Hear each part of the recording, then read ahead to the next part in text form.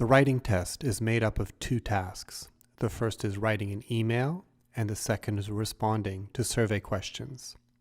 There are important differences between these two tasks, but there are 4 key steps you should follow in both of them in order to write clear, well-organized responses. I'm going to list the 4 steps here, and then I'll give you some details about each one. Number 1, brainstorming. Number 2, making an outline. Number 3, writing.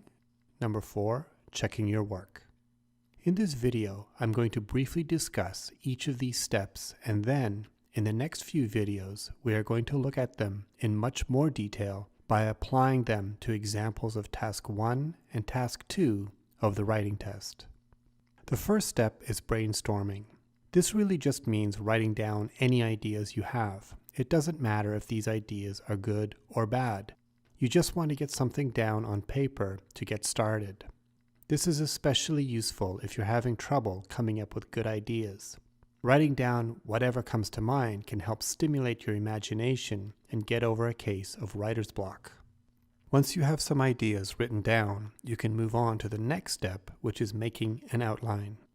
Here you will select your best ideas and plan the overall organization of your response. This step will really help make it easier for the raters to follow the flow of your ideas. At this stage, you want to get a sense of what your main ideas will be, the order of these ideas, and how you will connect them. When test takers do not make an outline before they start writing, they run the risk of repeating ideas that they have already discussed, presenting ideas in a confusing order, or just leaving things out. Writing without first making an outline can also make the writing process much more stressful, as you are never quite sure what your next ideas will be. A good outline is like a map of your writing. It will keep you on track and identify the main points that you want to include along the way. You have about 30 minutes to complete each task, so you could give yourself about 3 to 4 minutes to do some brainstorming and make an outline. Watch the timer to make sure you don't spend too much time on these steps. Once you have completed your outline, you will be ready to start writing, which will be a process of turning your notes into sentences and paragraphs. In the next few videos, we will talk more about sentence and paragraph structure as they apply specifically to Task 1 and Task 2 of the writing test. We'll also get into even more details about sentence structure in a video dedicated to that very topic. We have a great title for this video. It's called Sentence Structure. It is worth mentioning a few important general guidelines of paragraph formation that are relevant for both Task 1 and Task 2 on the writing test. In terms of the length of your paragraphs, try to have at least 3 sentences in each one. Some test takers make the mistake of presenting their work in a series of 1 and 2 sentence paragraphs. This doesn't really help with the overall organization of a response. A paragraph should contain a topic sentence, some supporting details, and a concluding sentence. Another thing to remember is to make the division between paragraphs very clear.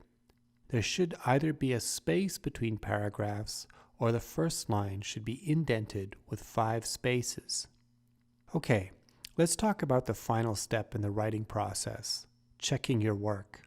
It's natural for all of us to make a few accidental errors in our writing, especially when feeling a bit stressed during a test.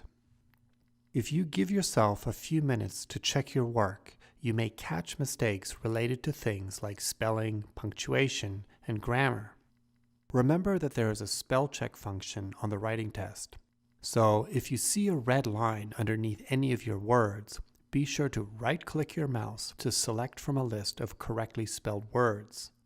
However, keep in mind that this feature will not prevent you from using words incorrectly. Spell check would not, for example, pick up the mistakes in this sentence. They're the ones who will help us get there. The correct version of this sentence should look like this. Spell check can only verify whether the words you write match its database of correctly spelled words. It cannot let you know if you are using a particular word in the right context. Let's take a moment and see if you can identify the mistakes in the following sentence, none of which would be detected by a computer's spell check function.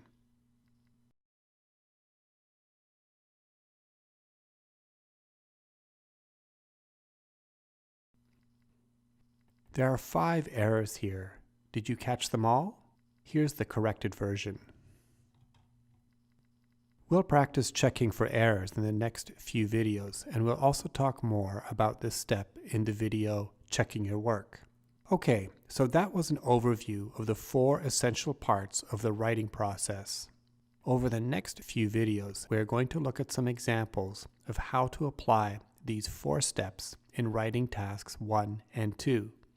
In each of these videos, we'll work through an example of task 1 or task 2 from start to finish and see exactly how these 4 steps can help you improve your performance on the writing test.